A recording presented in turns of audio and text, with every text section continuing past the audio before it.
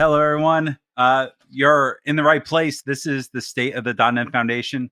Uh, I'm joined by my colleague and Vice President, Mitchell Seller. So I haven't actually said hi to Mitchell yet. How you doing, Mitchell? Good to see you. Doing great. Good to see you as well. So we're glad you're here. We want to talk a little bit about the .NET Foundation. If you're not aware of what the .NET Foundation is, we want to talk about what it is, and we want to talk about some of the things that we're trying to do in the community. Basically, how do we help the .NET community? So Mitchell and I are going to bounce back and forth on a couple different topics. We'll also be in the chat later answering any questions that you might have.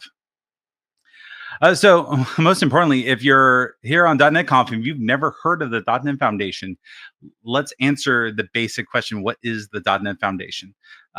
Now, the long form that we put on our website is that we're a 501c6 nonprofit to help establish a supportive blah blah blah. Our goal, our mission is to help the .NET community, to help .NET open source. We want to help you be better .NET developers. We want to help .NET open source maintainers build better products and get their products in front of .NET developers. And there's a variety of different things that we do to establish that. The 501c6 just means we are volunteer nonprofit. There's no money being made here by us. It also means we're membership based.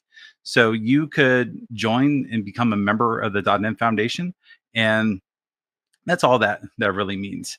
The important key aspects of the .NET Foundation is that our board of directors are 100% elected. So I was elected to the board. Mitchell was elected to the board. The other members of the board were all elected. There is a caveat to that, and we'll come back to that here in a moment. But we're also 100% volunteer. My paycheck has been $0 for the year and a half I've been on the board of directors, and I think I'll say the same about Mitchell as well. We serve 2-year terms. So here in the next upcoming months, we'll have an election. I'll roll off the board, and some fresh people will roll on with some new ideas and hopefully some new initiative to really help keep pushing this mission forward. You might recognize a friendly face on our board of directors. So you already see me, you see Mitchell, but we also have Mr. Glenn Watson, Lou Creamers, Chris Woodruff, Kendall Miller, and then Chris Stefanos is our founding member. So he's the asterisk in the last slide. And it's a common question that we get. So we're 100% non-Microsoft at the moment, with the exception of Chris, who's the founding member. So obviously the .NET Foundation originally came from Microsoft starting the foundation, and part of that in our bylaws is that we always have a member of Microsoft on our board of directors, and that's Chris, and he does a fantastic job, and he's the one who will survive us all as we roll off the board in the coming years. So he does a really good job of just keeping continuity across the board as board members come on and off. What do we do exactly? So this is a very big answer. So primarily, we support .NET open source. We have about 160 plus projects under the foundation that we support, and support can mean a lot of different things.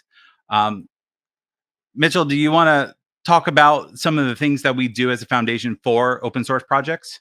Absolutely. Yes. So, as we look at how we support open source projects, we are continuing to better educate everyone as to what we are able to do. And we've kind of broken things up into 6 general pillars, if you will, of project support services. Project guidance, I think, is one of the ones that we're really working to continue to educate folks on what we can do.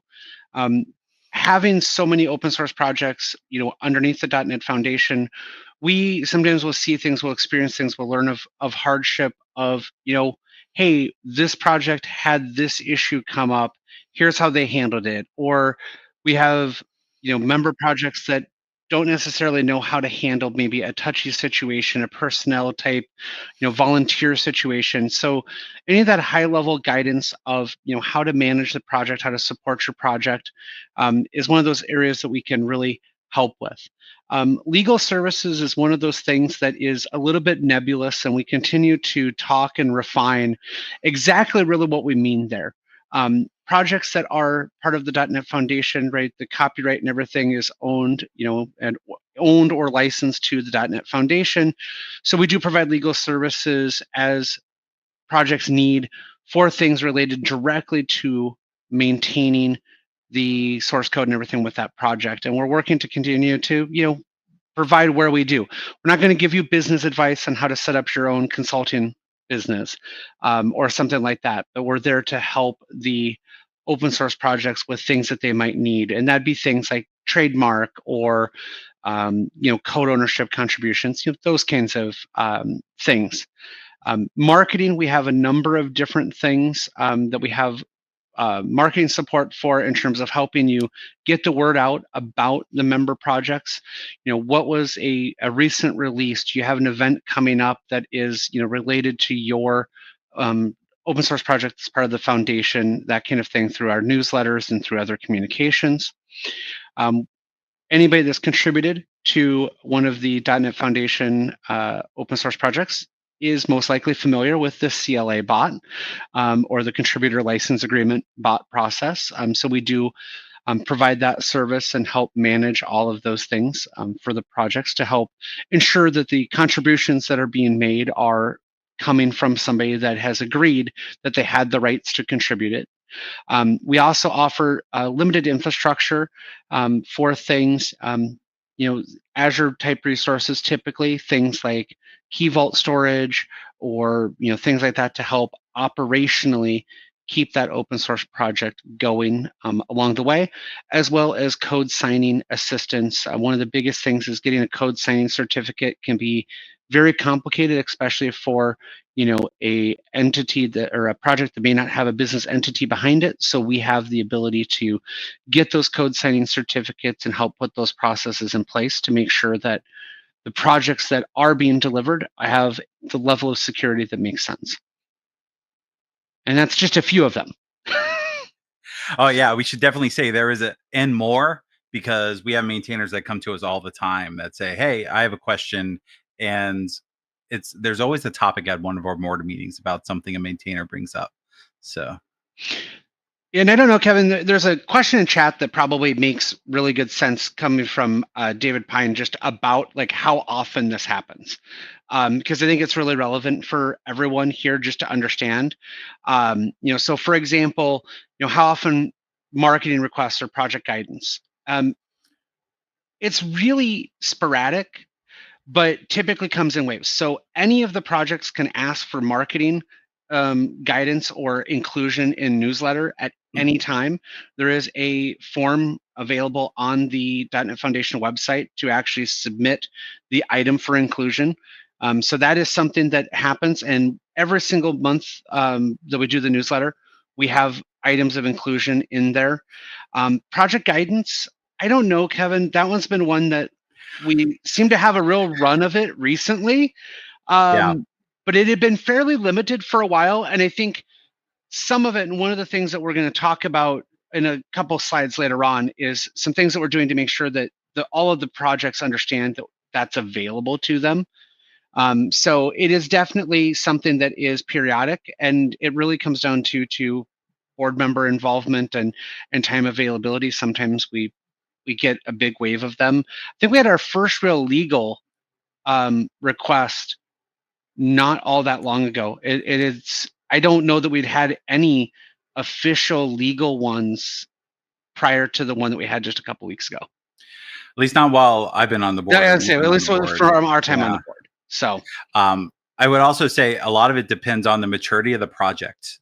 So a lot of the projects under the foundation are some are new and they're growing. They're taking hold, and then you have some projects that have built themselves into basically products. So, and we've had numerous projects that have graduated from the foundation where we were helping them grow, and they get to the point where they don't necessarily need the foundation resources anymore, and they move on.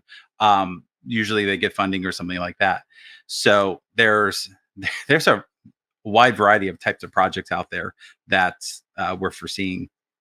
And yeah, they all have different needs that come up at different times. And like Mitchell said, we'll talk about how we're trying to figure out how we can best serve everyone under that umbrella. Yeah. So sorry for the derailment there. I thought it would just be good to mention that right as we. No, that was a great question. You want to tackle this one or me? Go for it. All right, I'll take it. So the big question for you out there might be, am I potentially using a project that's under the .NET Foundation? The presentation that was right before us on the community toolkits, all Foundation projects. I said before, we have something like 160 plus projects. Now, a good number of those, about 60-ish, give or take, are Microsoft projects. So things like ASP.NET, the C# language standard is part of the .NET Foundation.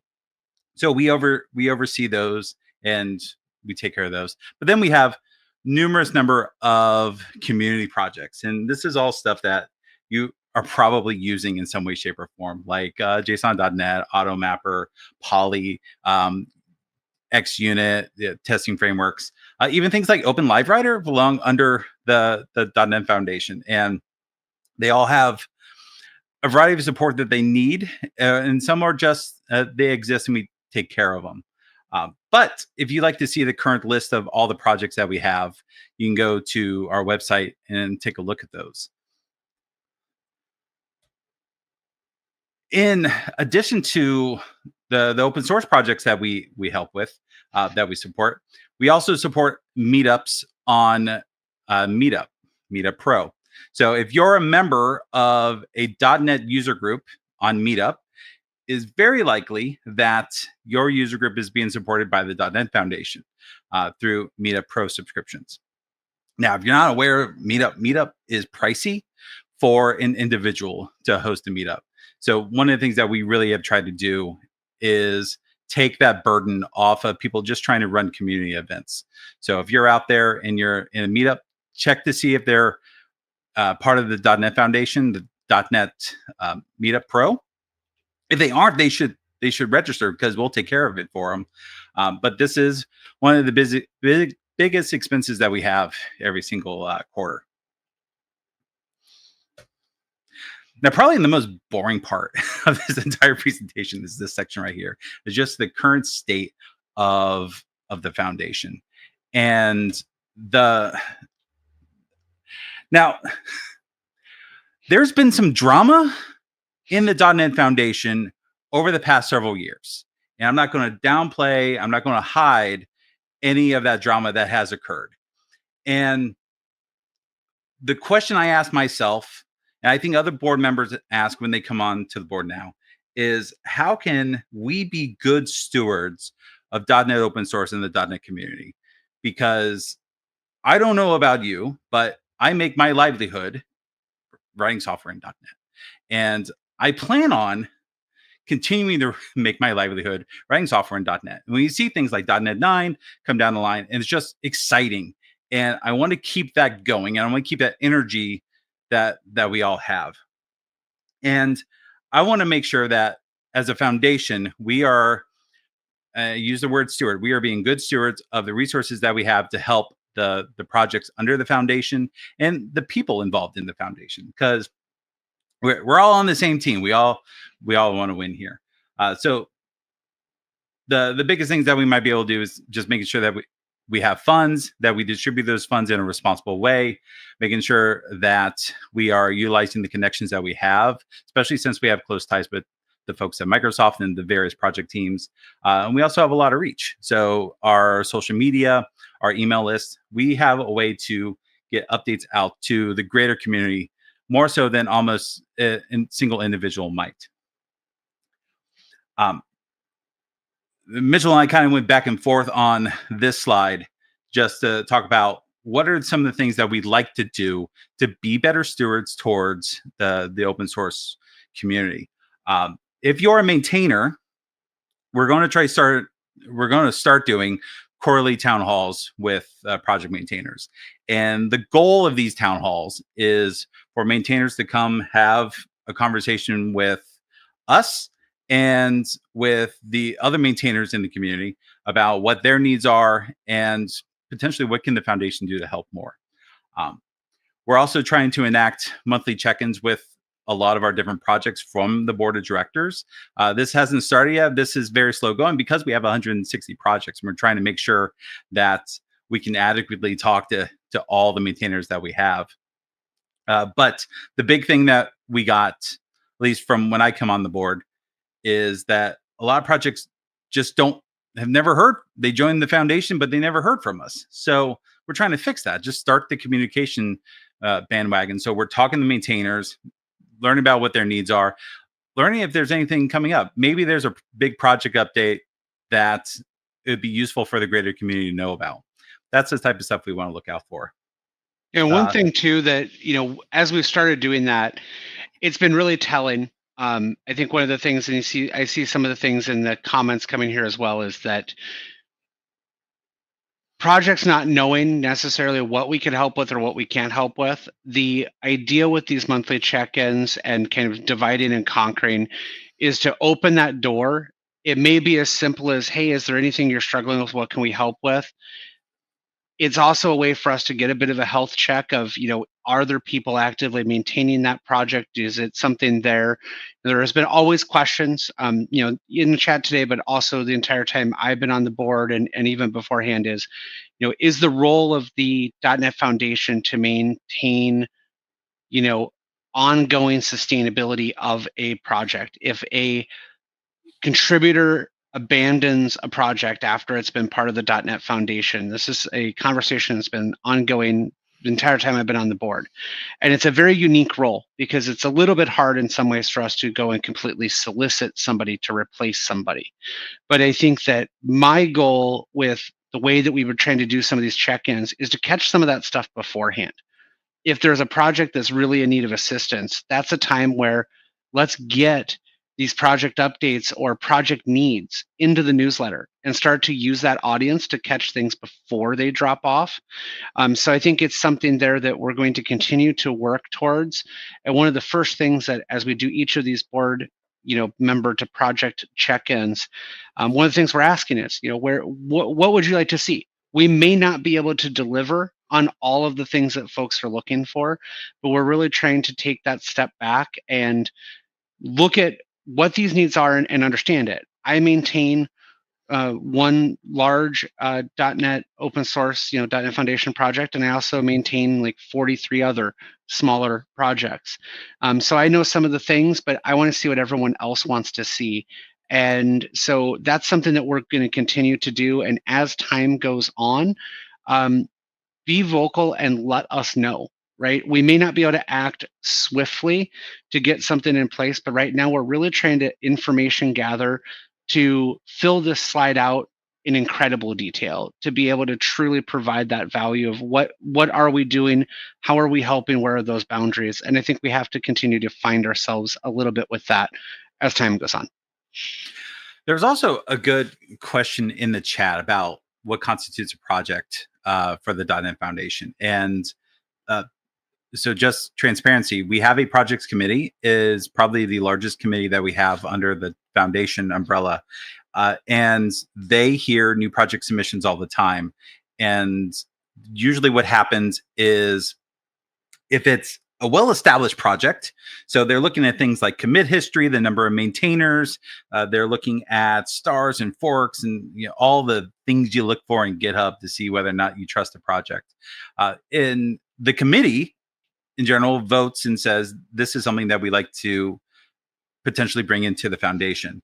And if it gets to that point, it moves on to the board. The board votes, and there's never been a case where the board said no. We've always said yes when the project committee tells us that they'd like to bring a project in. Now, some projects aren't quite there yet. They're still relatively young. Maybe they only have a handful of stars in GitHub. And those technically go into what a category we call the seed category. And the way that's supposed to work is you're not given the official resources of the .NET Foundation, but we kind of want to follow along with you in the journey and help answer some of the questions that you might have and help you build that project to a point where it could be brought into the .NET Foundation. Now, all these metrics are subjective, and they're led up to the committee. So the easiest way that you can play a part in that is to join the foundation, which is free, and join the project committee, because so much of just maintaining that committee is just volunteers. If we had 100 volunteers in the committee meeting every month, a lot of this would not be a non-issue. But it's not fair to put this on a small group of people to to manage all these different projects and all the projects that are trying to be up and coming. Yeah, and that committee meets every the second Thursday of every month at 4 o'clock Central. Right now, they're meeting on Discord, so there is actually a meeting this afternoon at 4 o'clock Central, and that group is continuing to refine. I saw an earlier question as well about a submission from years ago. Um, I know that that committee has been working, and again, the committee works outside of the board. That committee has been working to try to revisit after something didn't meet the criteria. When does it get revisited? If it didn't meet the criteria or something happened with it, a year ago or 2 years ago, how does that get back up into the top of the list? And that's something that's at that committee level that is still being worked on. All right. For the sake of time, I'm going to go a little quickly through the next couple of slides. So the other big thing that the board looks at is we're just looking in general with funding. So we are a nonprofit. We're not making money off of this, but a lot of things that we do in the community do require resources like money. So we've made some big decisions as a board to just reduce overhead costs. The board of directors today operates much differently than, say, a board of directors 3, 4, 5, 6 years ago. The previous board of directors had a management company that was actively running every aspect of the foundation, from funding to just managing meetings and minutes and all that stuff. And it was expensive. Uh, so we come in as a board of directors, and we've cut all those costs because the cost didn't justify the means what we were getting for it. So even just last week, we made a decision that reduced our general operating overhead by 83%, which from a business standpoint, I think is a great way forward. It's going to allow us to be able to take more of the money that we have coming in and figuring out how to distribute that to the projects that we support. Now, this is a great opportunity that if you're out there, you work for a company and you want to be involved in the .NET Foundation, this is my pitch. Hit the email that's on the screen right now and talk to us. We have a lot of different ways that you can get involved. So on top of that all, we're also trying to develop standard operating procedures, because the board of directors to this point had basically run by another company, a management company, and we're trying to figure out how to do all this stuff. And I've run a small business for 10 plus years. Mitchell's run a small business for a very long time as well. Like, we come in with a business mindset of how would we run this like one of our businesses? And so we're developing operating procedures. How do we on-ramp new projects? How do we deal with feedback from those projects? How do we bring in money? How do we do all these things? That procedure was never defined because a different company was dealing with it. So we're coming in and we're developing all those procedures literally from scratch. So like I say, in most things, a little bit of grace is always appreciated. We're also trying to redefine what it means for you to be a member of the .NET Foundation. So if you join, which is free, what perks do you get from that? And if you join as a project, what perks do you get from that as well? We're trying to reestablish all those different things. So I know we're up at question time. Please feel free to bump your questions to the chat. We'll answer them as quickly as we can. But most importantly, if you want to join the .NET Foundation, there's a couple different ways. First, contribute to our project. You don't necessarily become a member by contributing, but you should go contribute to one of our member projects. You can also go to join.netfoundation.org and register to become a member. So there is a committee that looks at all those registrations. It's not immediately, you're not immediately in, but you get access to our Discord. You also get voting rights. We have elections coming up in a couple months, so you're free to run for one of the board positions, and at a minimum, you're able to vote, so you can decide who gets in. And you can also participate in any of the committee meetings. So if you're really passionate about projects, you can join the project committee. If you want to help memberships or user groups and stuff like that, we have committees for all those different things. But with that, we have 4 minutes left. Good job, Mitchell. We did it. Um, let's run through questions.